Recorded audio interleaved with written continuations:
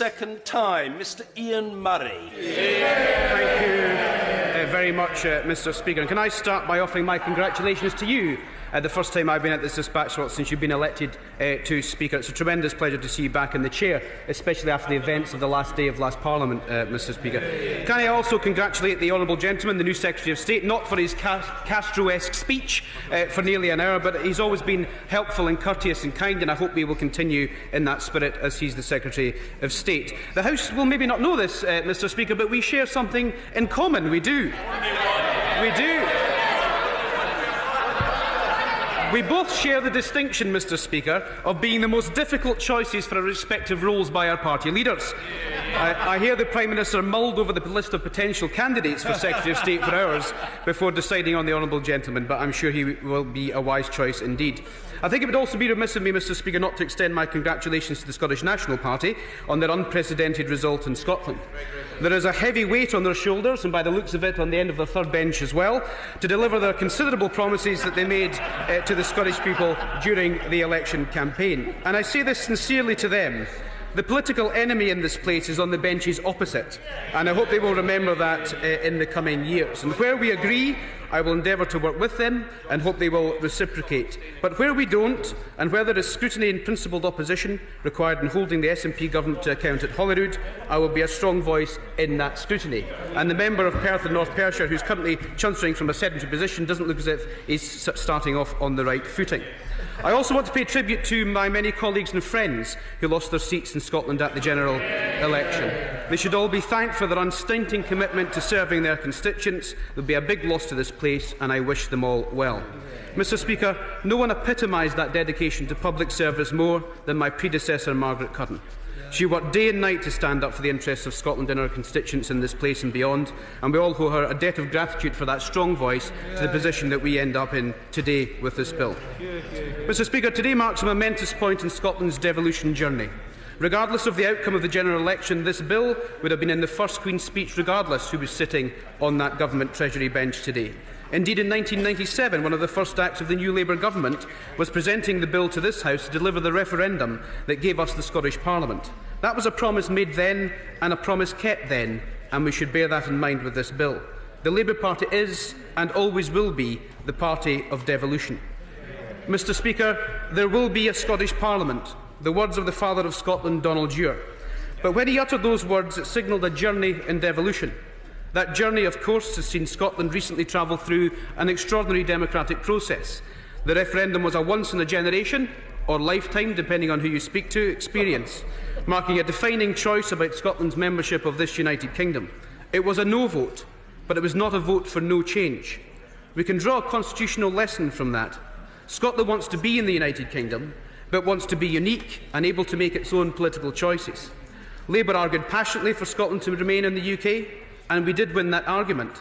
Perhaps we sacrificed our own party's interests in doing so, but it was certainly the right thing to do. But it's important to understand what the agreement was, why Scots chose to stay in the UK, and why it's so important for this bill to deliver for Scotland. It is therefore worth putting this bill in its constitutional context. Over the last year, we have had a debate about Scotland's place in the world and how in an uncertain international environment Scotland's interests are best served as part of a larger country and stable union. A debate about Scotland's economic interest, more opportunities for jobs, more opportunities for businesses, more opportunities for investment as part of the wider UK. A debate about sharing economic risks, the risks of financial crisis, whether it's the rebuilding of the Scottish domiciled banks or the shared risks of ups and downs in the oil price. And a debate about shared tax and spending resources, how Scotland can take greater control over tax and spending whilst maintaining the UK-wide pooling and sharing of resources which guarantees pensions and benefits and safeguards Scotland's public services. But most importantly, from this side of the House point of view, a Labour point of view, has been the debate about social solidarity, about sharing across the territory of the United Kingdom so that together the nations of the UK can work together for the benefit of everyone who lives here. In the end, it's about our sense of belonging. We are not simply Scots on our own, but part of a wider family of nations in the United Kingdom. The lesson of the referendum campaign is that these links remain powerful and valued by most Scots. However, it's clear that securing Scotland's place in the UK is simply not enough. That's why this bill really matters, because it guarantees not just economic benefits and not just UK social solidarity, but but also the scope under devolution to do more, to make different choices, to set a different course for Scotland, distinct from a UK agenda which might not always, and today is certainly not, in accordance with the public opinion of Scotland. This bill will make the Scottish Parliament one of the most powerful devolved parliaments in the world. Not my research, but that of the Scottish Parliament itself, with responsibility of over 40% of tax revenues and over 60% of public spending. But critically, the bill provides more accountability.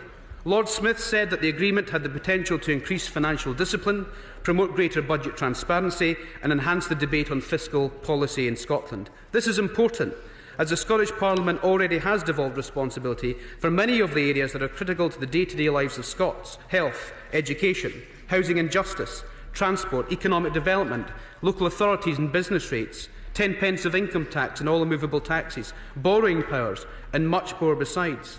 Mr Speaker, the problems in Scotland with A&E waiting times, lower educational attainment and a crisis in housing show that the more important debate in this House is about how powers are utilised rather than where they lie.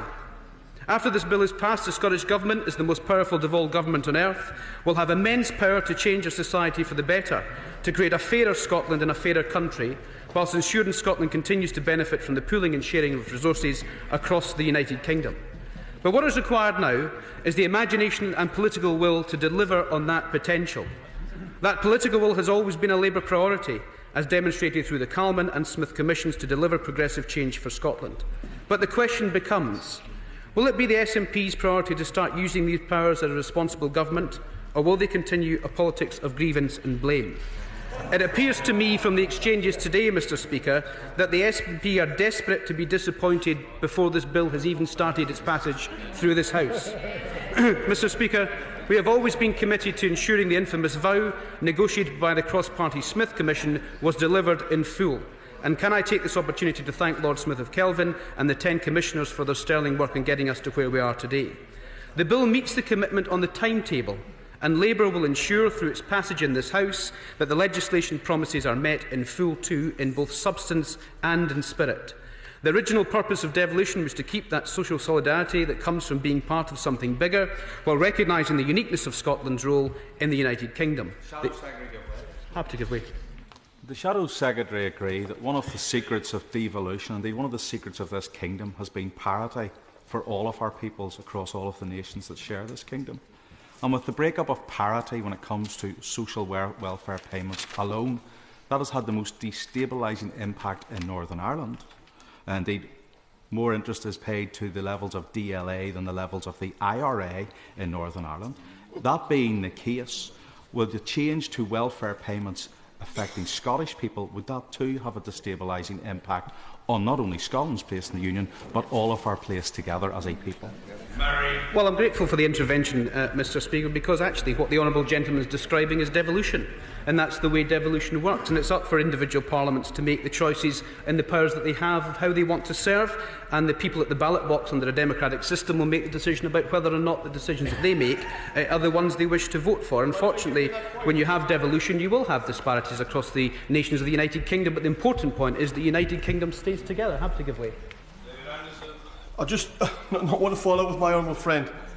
It feels like the people of England won't get the choice to take any position in a democratic vote, because we're being told basically in England, if you want devolution, you have to sign up to a regional mayor, whether you like it or not, without any debate. We're told if you don't do that, you can't get any money. That is not devolution, and he's talked often about social solidarity. Where's the social solidarity for us in England when this is being done without our chance to have a real debate in this country?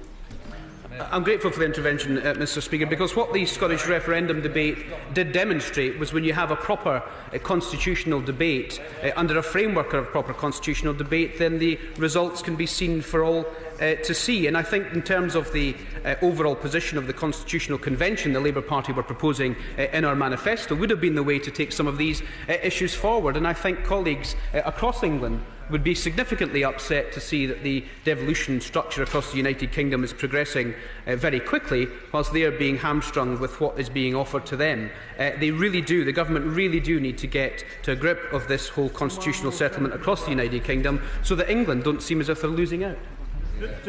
On that point, does my honourable friend think it is bizarre that this government is giving Scotland the right to increase and decrease its income tax, when in England and Wales the government is legislating so they can't increase income tax. Isn't that a bit strange?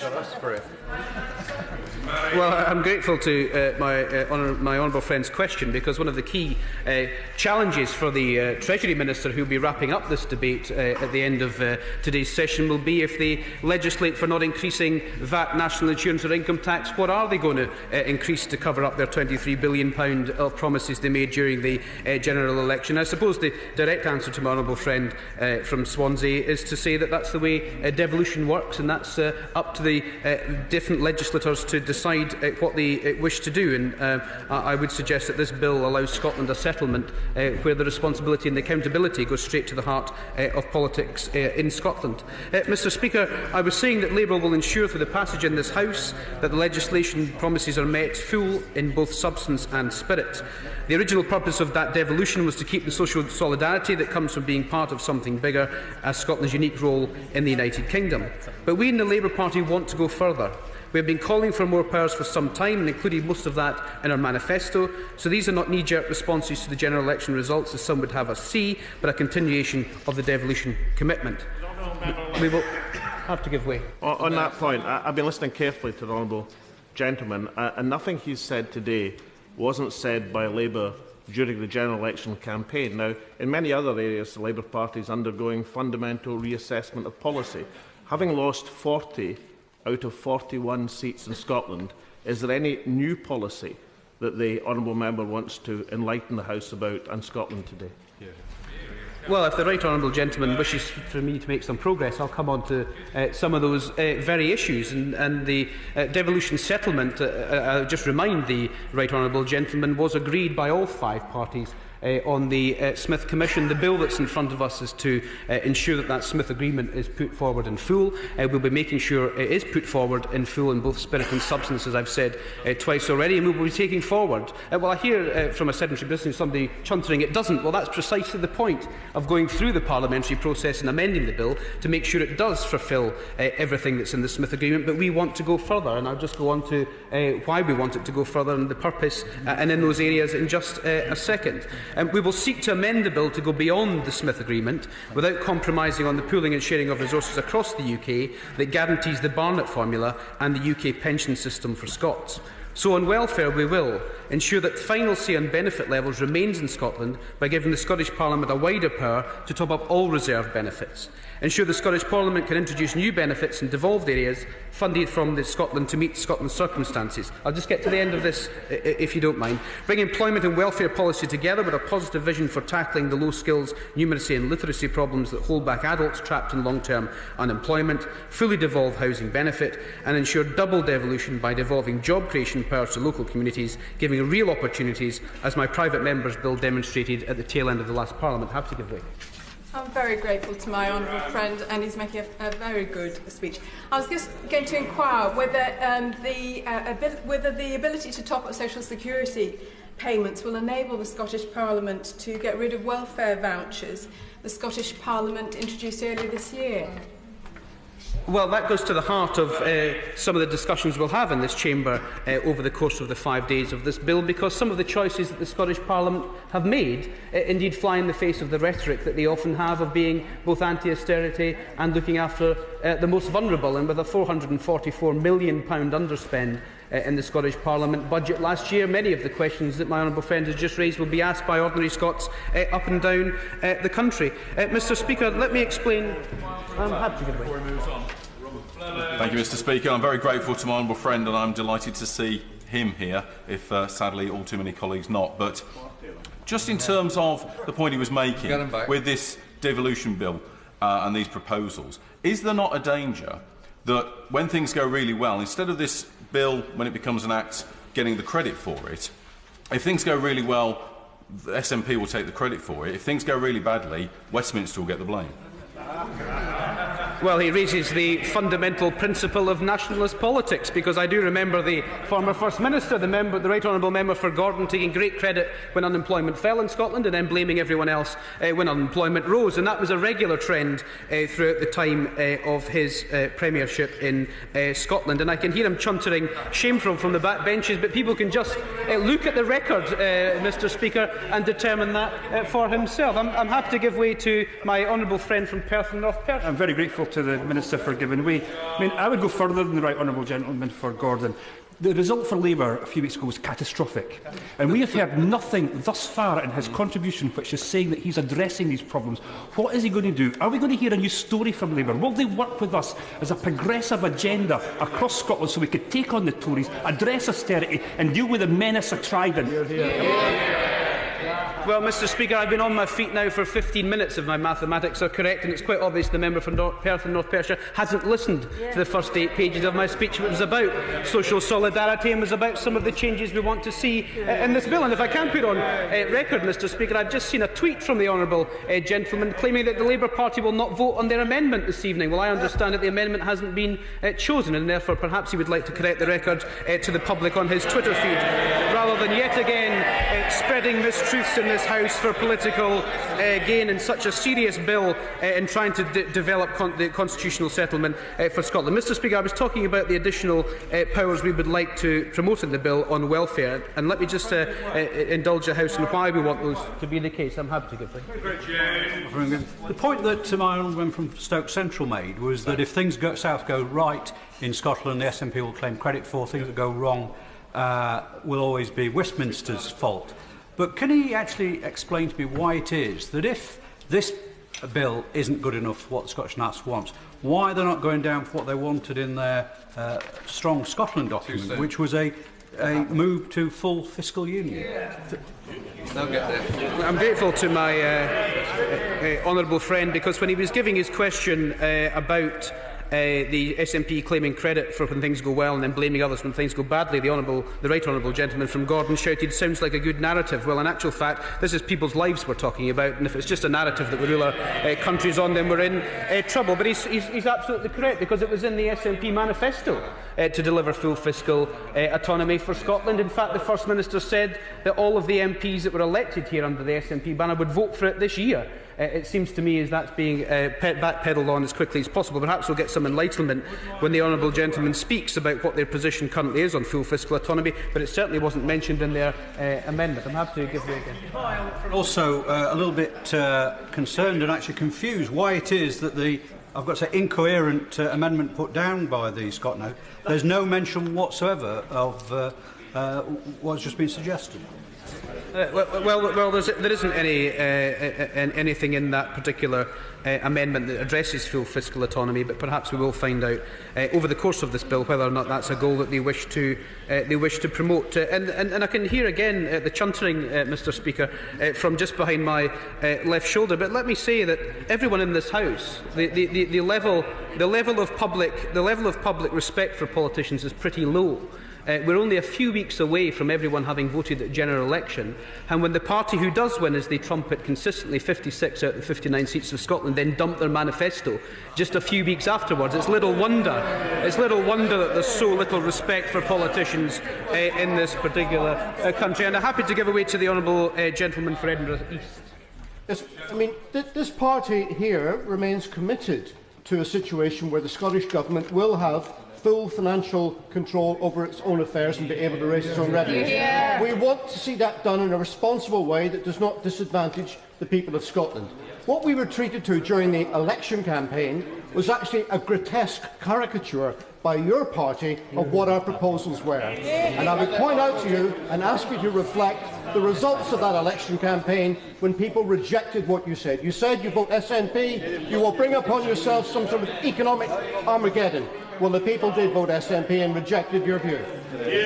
I don't have a party, and I didn't say any of the things that have just been attributed to me.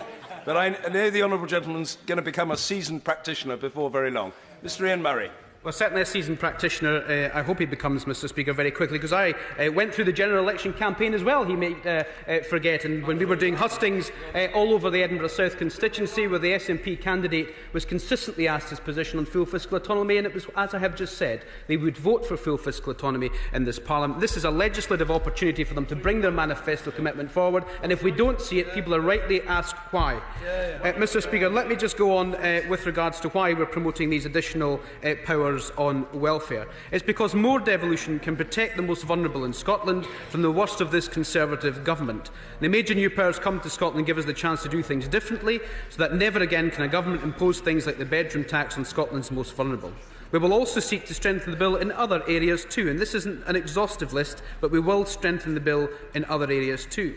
It may be a Scotland bill, but it has implications for other parts of the UK, so we will look for a UK-wide constitutional convention as part of this bill. Equalities are a significant part of the bill, and we shall look to strengthen these clauses to improve on gender equality in Scotland.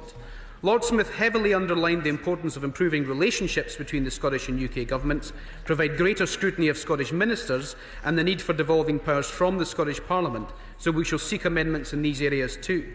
The bill gives an opportunity to deal with outstanding issues around employment tribunals and the permanency of the Scottish Parliament.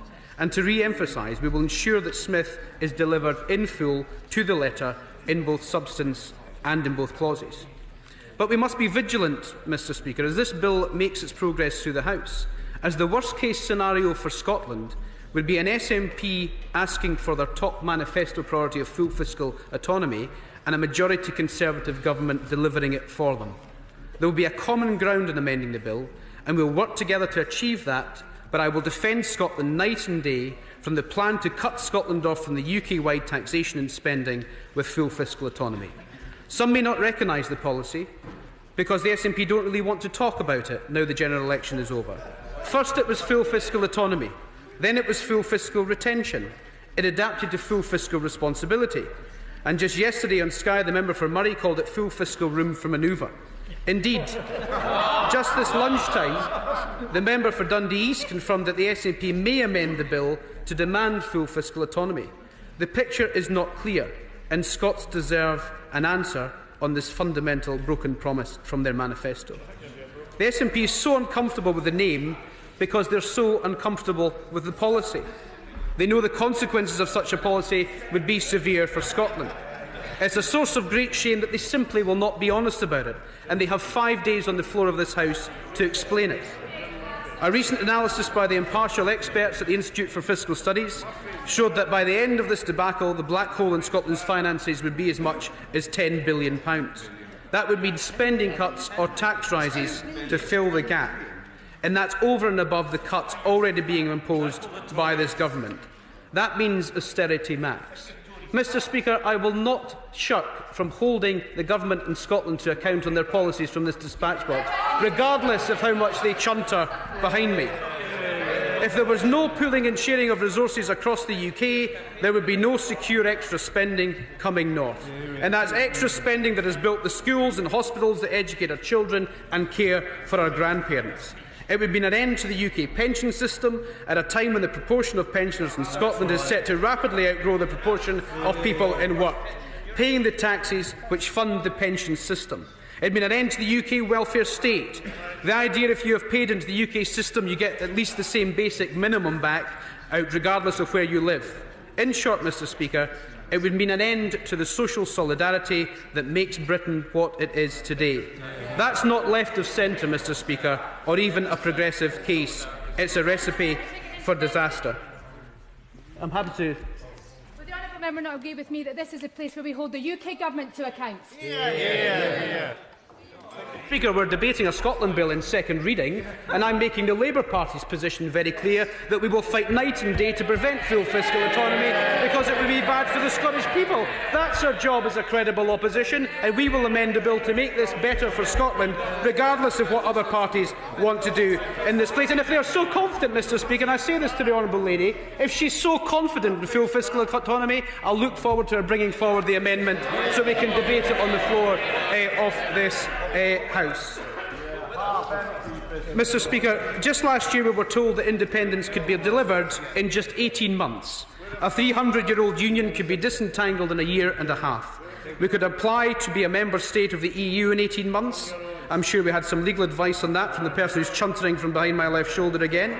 We could set up our own Treasury and Foreign Office, establish our own Navy, Army and Air Force, create intelligence and security services, develop a separate welfare state and write a new tax code. And all of that, we were told, could be achieved in just 18 months. But we're now being told that full fiscal autonomy isn't achievable in the short term.